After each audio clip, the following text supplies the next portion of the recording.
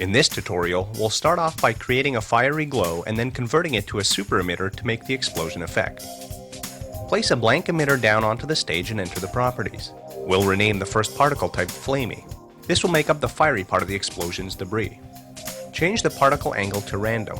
Since this will be a fiery effect, turn on Intense and preserve color.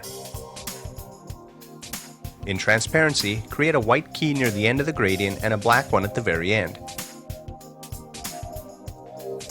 The particles now fade out as they die.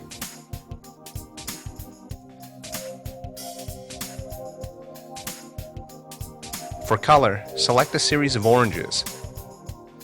A value between 175 and 200 should give the effect a nice color.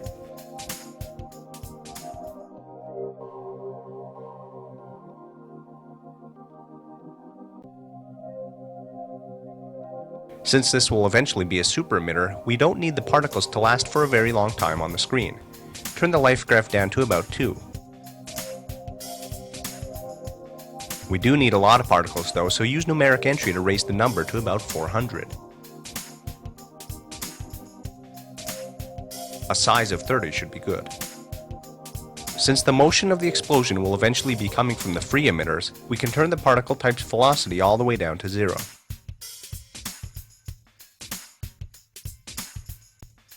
To add a little chaos, turn up the life variation to around 6.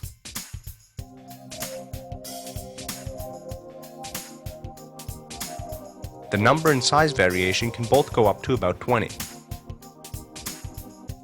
Now the tail of the emitter isn't so even. Add a point halfway through size over life and increase it up to 200. Now the particles will grow and shrink.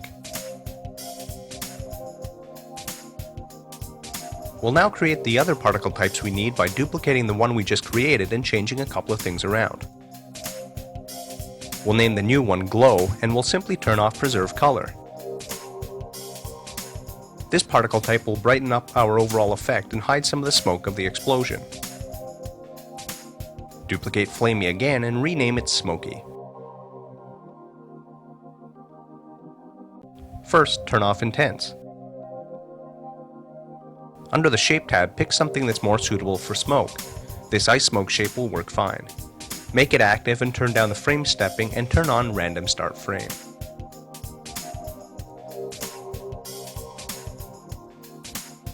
For the colors, we'll simply darken the ones we already have by sliding the value down to a series of dark browns.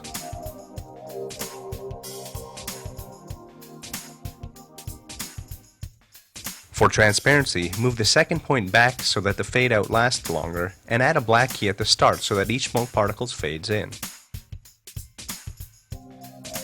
This will ensure that the smoke doesn't overwhelm the fiery bits of the explosion. Now it's time to readjust the graphs. Start by doubling the life of the smoke. This way it will be visible when the fiery parts of the explosion have already faded.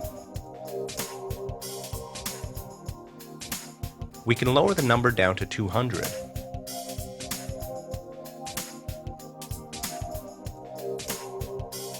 Increase the size to about 50. This will let the smoke stick out from behind the fire. Move the weight to about -40. The smoke now rises a tiny bit before it dies.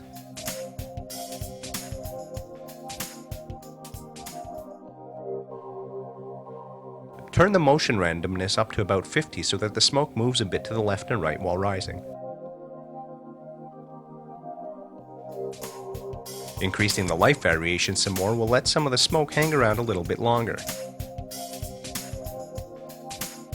Turning the spin variation up to around 40 will spin the smoke in all directions. In motion randomness over life, move the first key point to 0 and leave it like that until halfway through each particle's life. Now the particles will stay close together for the first half of their life before moving off to the sides. View the full emitter to preview the first part of the effect. Saving now will let you come back to this early point in the explosion to adjust it as you see fit.